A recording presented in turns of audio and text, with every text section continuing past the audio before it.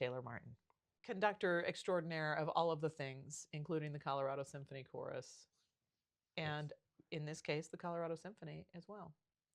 I am really excited to talk to you about this program, which is called War and Peace. War and Peace.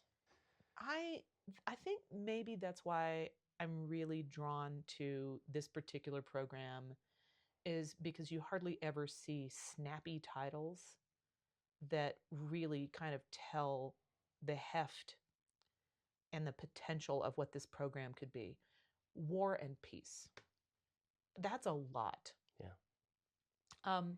So we have, we're starting with a couple of selections from Handel's Messiah. We're moving to a mass by Haydn, the Mass in the Time of War. And then a Missy Mazzoli piece for just orchestra. Yeah. Everything's for chorus and orchestra except the Missy Mazzoli, right. Which is entitled "These Worlds in Us." Yeah. And then finishing with the Dona, Nobis, Pacem of Vaughan Williams. What was your hand in programming it? Were these all things that you selected? Was this a team effort? How did that go? Yeah. Almost entirely programmed by me. Okay. We were throwing around an idea of a different program for this spot in the season. And it didn't seem like the right repertoire for the time of the year, for the season, that what we were doing with the rest of the season. And so we were kind of on a time crunch, only a couple days before we needed things solidified. And I said, can I just have another crack at something else? And started kind of practically thinking, what hasn't the chorus done in a while? And I came across the Vaughan Williams Dona, Nobis, Pacem, which we recorded several years ago, but it's been a while since we've performed it. And it got the wheels turning. I love this piece. So I love the music. I've gotten to sing it before. And it's very powerful. It's very emotional. And unfortunately, it's very timely. Because even a year ago, of course, we were several years into the war in Ukraine, but that's not the only place in the world where war is happening, deeply affecting people's lives. And so I started thinking about what would a program look like built around this piece. And I like to, when I can, try to think thematically or try to craft some kind of narrative with a program. It's a way that I can connect more deeply with the music that I get to conduct and perform. And I think it's an interesting way for audiences to engage with music that they might hear differently in a different context. So I started thinking about what else was out there for chorus, and I knew of Haydn's Mass in Time of War. I've actually never done it before. And I knew it by name, and so I thought, well, let's see what this is all about. So as I started to investigate it further, I realized where it was situated in sort of the chronology of the history of Western Europe, and it was in this time of anticipation in Austria, where Napoleon's troops were threatening to move into Austria. Yeah. And so I saw this thread from sort of threat to imminent portrayal of war that we get in the Dona, Nobis, Pacem through Walt Whitman's poetry. Yeah. And so then there was this chronology of our own program. And then how do we build that from there? So I started exploring, and I wanted to look for a piece for orchestra. I wanted to look for something contemporary, and I went to a couple of composers that I really like. Missy Mazzoli was one of those composers. And I just started scanning her works for some, I wonder if something might fit. And like, it was just so perfect. I saw the title, These Worlds in Us, and I thought, let's investigate, see what this is about. Yeah. And it ended up being, I think, the exact right fit for this piece in between the two works. It's dedicated to her father, who served in Vietnam. And it is titled after, I think, a James Tate poem. Yeah. And it sort of speaks to, I'll try to be really brief with this, but it sort of speaks to the idea that all of our experiences in our lives, the good ones and the bad ones, create these worlds within us. Yeah. And we often think that those things, you know, if a person who has experienced grief, as many or most or all of us have, you think that those are really separate. Joy and grief should not be that close to one another. But really, these worlds within us are all intertwined. Yeah. And they're all closer than we imagine. So it's sort of this perfect glue that ties together the anticipation and then sort of the imminence or the immediacy of war. Yeah. And so that was the program that I thought of. And then my friend and mentor, Dwayne Wolf, looked it over and he said, I have one more idea. And he said, what if you start it with a question? Why do the nations so furiously rage together? And it sort of is this like Greek prologue kind of thing that just sets the tone for what we're going through tonight. Yeah. And it's a brief introduction. And that's how the whole thing kind of came to be. I felt really excited about it because it's music that I was really excited to perform. And a narrative that I think I'm excited to share because it's relevant. And I did not know at the time how relevant in our country it would be today. Yeah. But I think, the quest, the ambition for peace is something that it's universal. It's universal. Yeah. And we need to continue after it. For sure. I love too that there are biblical references in 3 of these pieces. Right. Well, the 3 with the with the text. The text, yeah. Okay. All of the pieces that have text have biblical references, but it's not entirely biblical. Right. And so we do have poetry as well. And then even the Mazzoli you mentioned is at least she took the title from that James Tate poem, but I think she was also just generally sort of guided about the thinking about the piece. The inspiration about it came from that and from her own father's experience as a Vietnam vet. And so there is that beautiful thread of an opportunity for an observer or a listener to come away feeling something, right? Really feeling something, and I think too, if you want to have a casual listening experience, you can still do that. Totally. So why do the nations rage? Is there another excerpt from Messiah, or is that the only one? Yeah, that in Messiah goes right into Ataka, into let us break their bonds asunder, which is kind of a joyful, hopeful idea that we can break this, we can kind of heal the division. So the things that, or at least that's the way that I sort of experience it in that moment. Yeah. Let us solve this problem. Yeah. And that launches us into the opening of the Kyrie of the Mass in Time of War. Yeah. So the Joshua Hopkins, our baritone soloist, will open "Why do the Nations," and then the chorus will sing "Let us break their bonds asunder." And then we immediately start into the Haydn Mass, which has a sort of a secondary nickname of the timpani. The timpani Mass, right? Pauken Mass. Yeah. Because it doesn't start right away with the timpani, but it's very gentle right away, and then instantly goes into a pretty spirited, if not angry, kind of timpani solo almost, and it turns dark very quickly. Yeah. And that is not something that I personally associate with Haydn. Right. It's not something that I would assume a lot of people would associate with Haydn.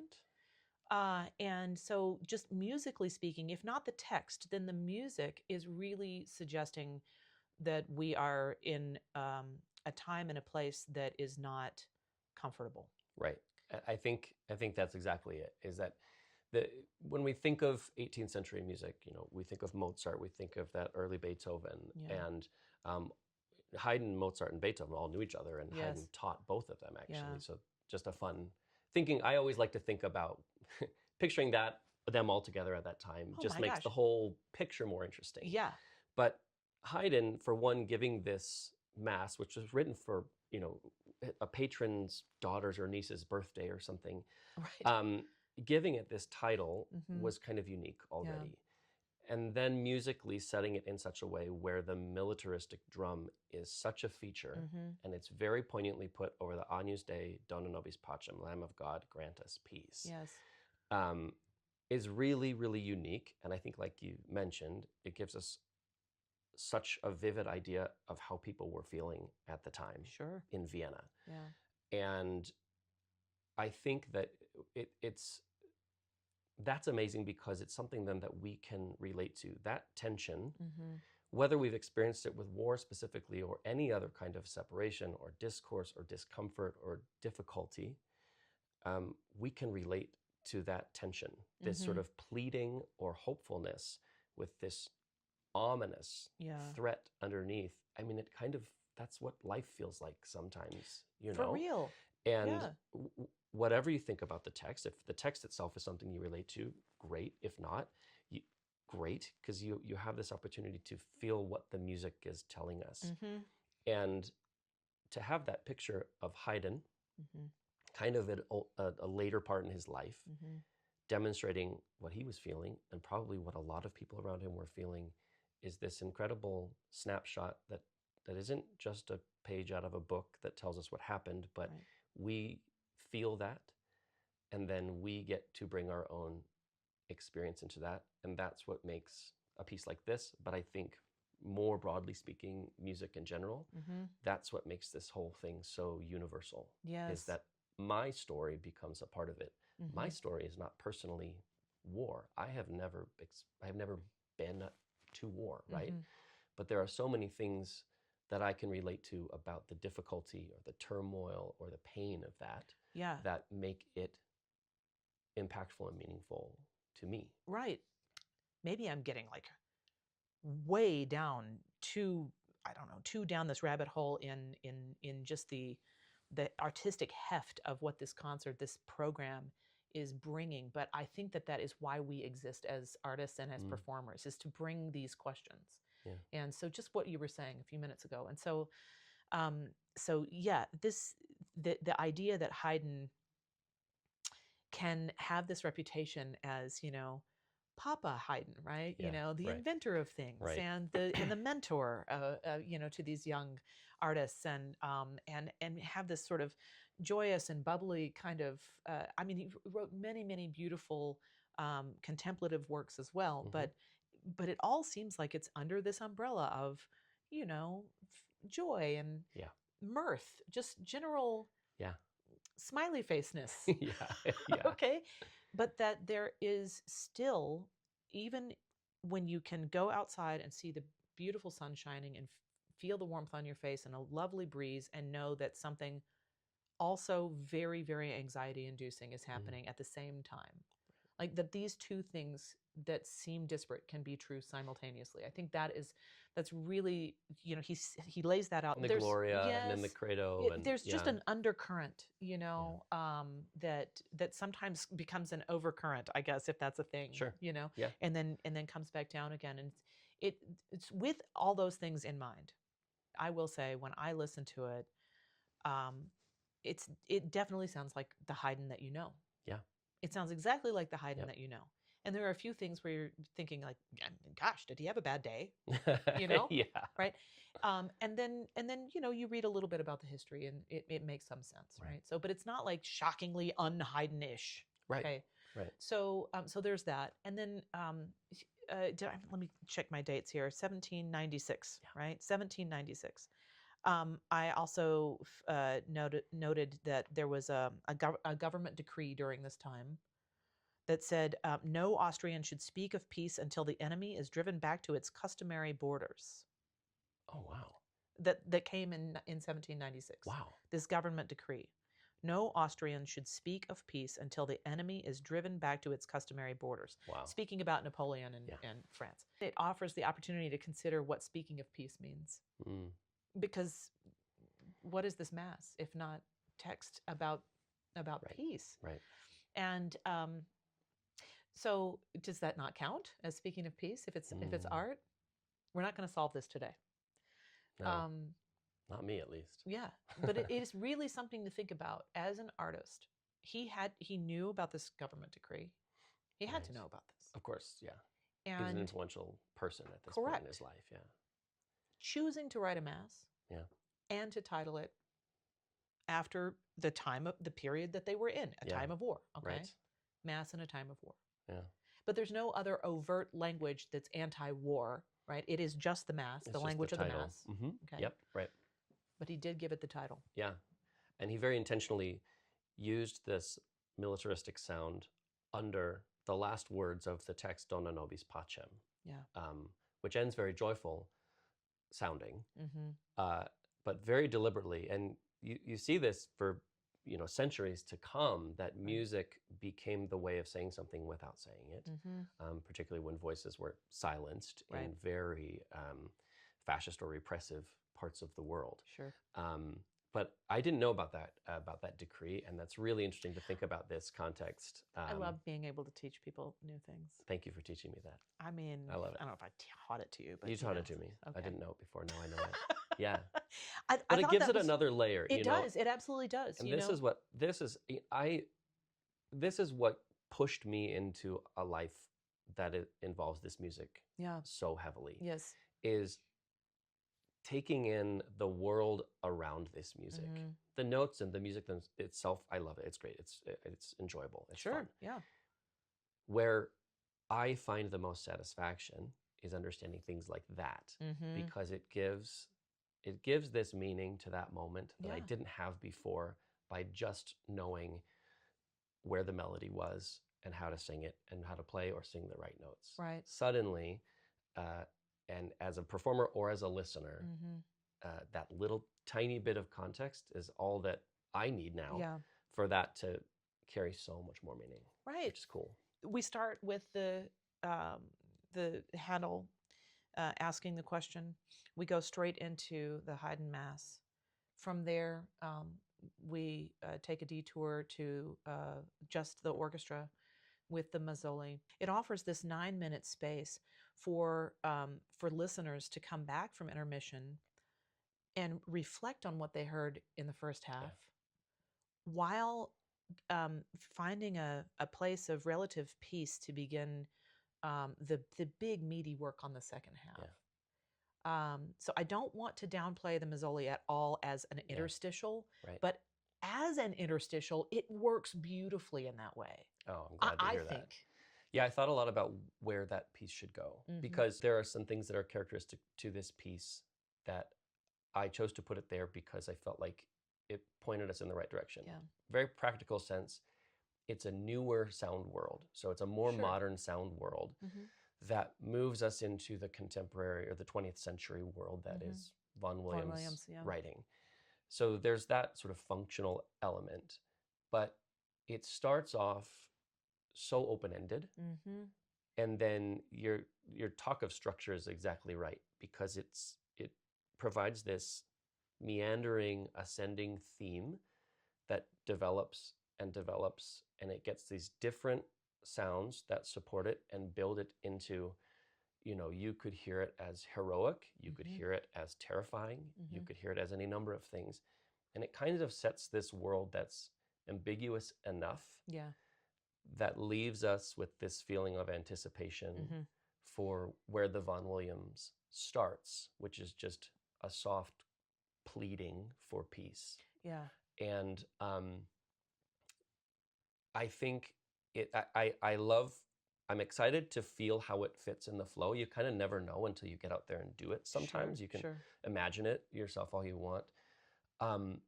But I'm excited for the way that it gives that opportunity. And I think you put it well. You can kind of meditate on where we are in this journey through the night, which hopefully we all collectively will feel some kind of journey from the beginning of the night to the end.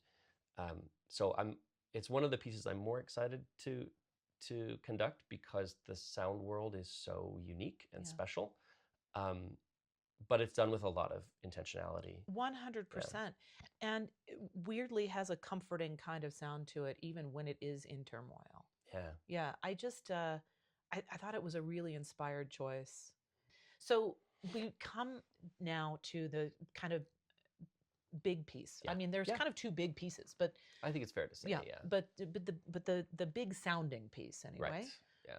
And the big message piece that is so overt. So Haydn titled the Mass in a time of war, but there's no overt anti-war message. Right. Now we have flipped the script. Right. Okay. Now we have an invitation from Vaughan Williams to say no. Right. To say no. And he uses He uses the Bible for some of the text. He uses 2 different Walt Whitman poems. There's a political speech. The texts are from all kinds of places and from the Mass, from the Latin Mass, right? There's some text from Latin Mass. So this is very intentional. He's choosing the texts. He's obviously creating the music around it. And this one, I know I mentioned that for me anyway, from my point of view, the beginning of the Haydn, it starts quite gently and then turns a little bit dark, with the timpani. But boy howdy does the Vaughan Williams begin gently and then immediately turn very dark. And that darkness doesn't last. It's not like he lies to us. But he is, in my opinion, right away laying out exactly what we're going to be fighting about. This is peace. This is the antithesis of peace. That's right. Okay, the real struggle. And so where do we go from there? I mean, we have this huge orchestra, this huge chorus, only 2 soloists, vocal soloists though. Right. So more focus there. But what drew you to this piece? Because there is a lot of him, I think, with a solid fist, What makes you drawn to it? What makes you enjoy this piece? I made sure to read the text before I decided we should do this. And I went to the end, and the piece is this journey. The first is a quiet and then a really loud plea for peace. Then it's a journey through the pictures of war, all of the grief and loss and turmoil associated with it, and it ends in the quietest way. But there's a great, and I might not remember all the words, my sort of the culmination of the work ends with this big contrapuntal moment in the chorus and orchestra, that nation shall not lift up against nation, and neither shall any man neither shall any man, can't remember the exact word, but basically neither should we go to war. Right? And it's, Vaughan Williams, to me, has this incredible way of taking a tiny thread and expanding it slowly with depth and maturity that grows into this thing that says exactly what he wants to say. And you could probably pick any number of reasons why he's able to do that so successfully and why it speaks to the listener so well.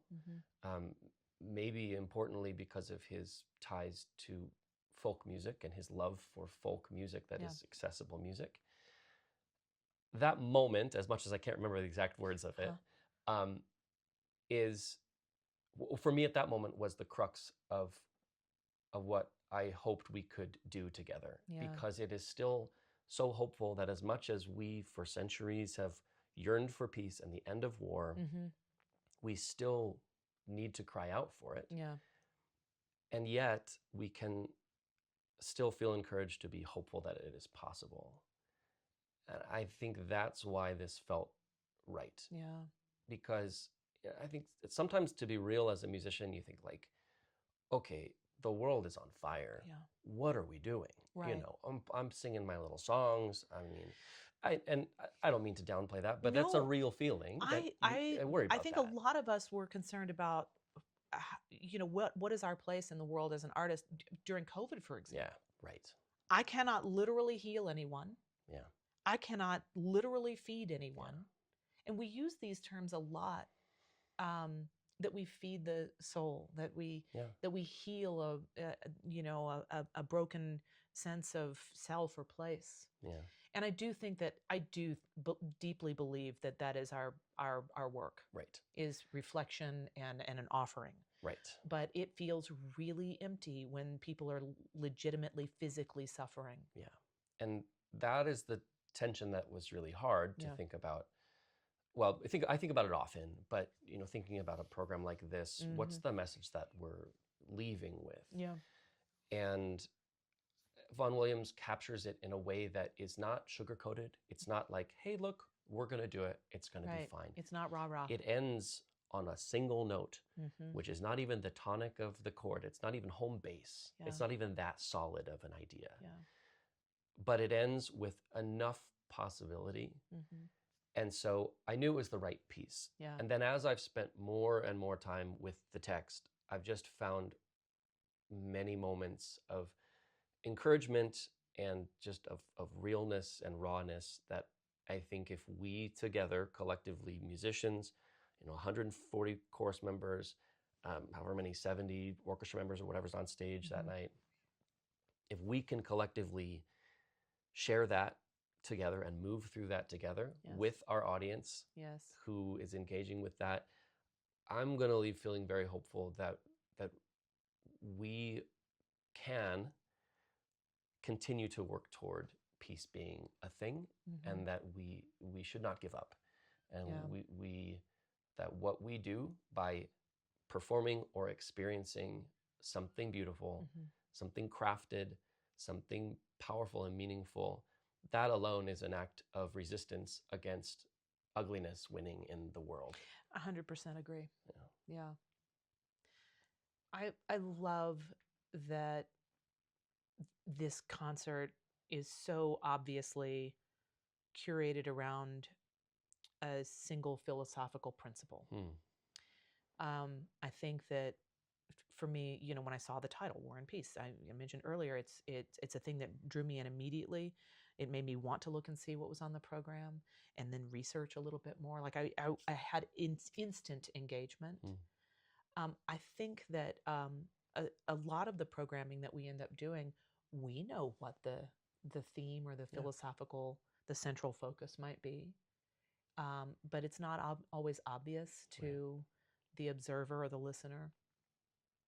Sometimes there isn't one single, central theme. Maybe the central theme is just, here are 4 things for you to consider, right? Yeah, right.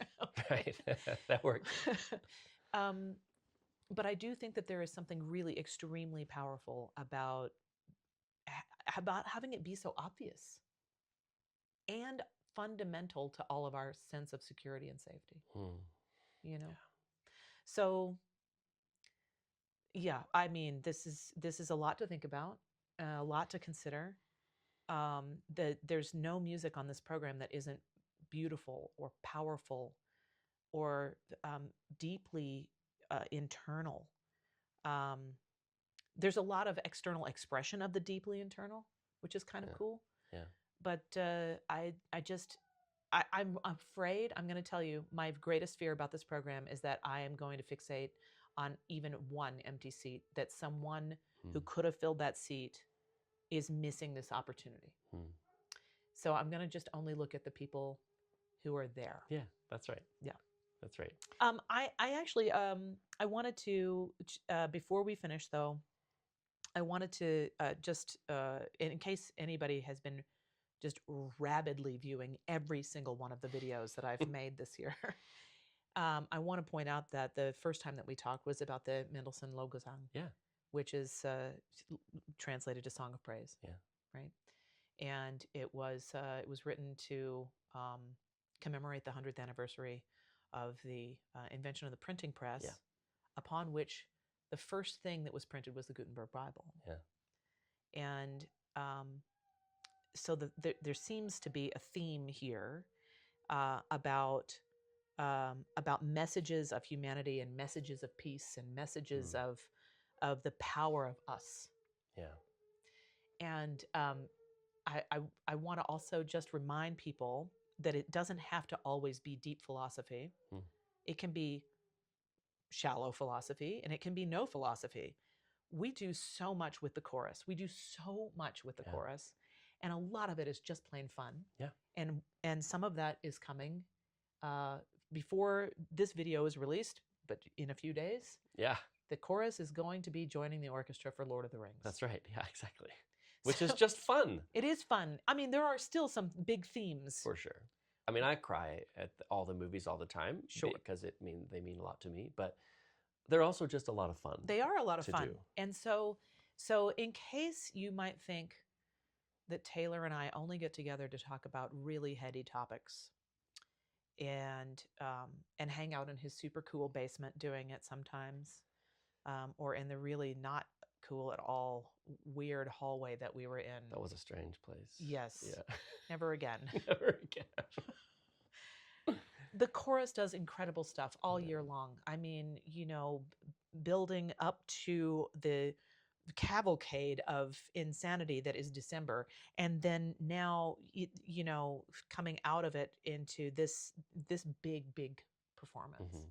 I just want to point out that I'm going to say that I think we are incredibly blessed to have such a richness of excellence in the chorus here. So thank you for all that you do. My goodness, I'm getting all worked up. Don't look. Well, I will say the chorus is equally blessed to have an organization, a symphony orchestra that supports and uplifts the chorus the way that, and programs the chorus the way that this organization does. We've had support for over 40 years, and it has not wavered, and it is not wavering now. No. And we are one of the lucky few choruses in the nation, probably in the world, that gets to perform as much as we do. And it is deeply meaningful to our people. It's deeply meaningful to me and the rest of our staff to feel that support on a personal level, but on an institutional level as well. Yeah. So it goes both ways. It's a real partnership. Yeah. I joined the Colorado Symphony. I like to joke I joined in the late 1900s, which is technically true, but it was 1999, and I am old, and it's okay. It's okay. But it was one of the very first wonderful surprises for me in this job was the frequency with which we get to work with this chorus, the general level of the chorus, which is so high, and the fact that it's not a professional chorus, but there are professional singers that feel deeply enough about performing with this community of people who are equally committed to it. That is something special. Yeah. It is something really special. And yeah, I mean, just everything we get to do together is even the fun stuff is meaningful. Yeah. When we have that level of commitment on stage from every single person. Yeah. I mean, it's 300 people sometimes. Yeah. All together. Yeah. So I will never stop shouting about this. Thank you. Thank you. Yeah. You're the best. You're the best.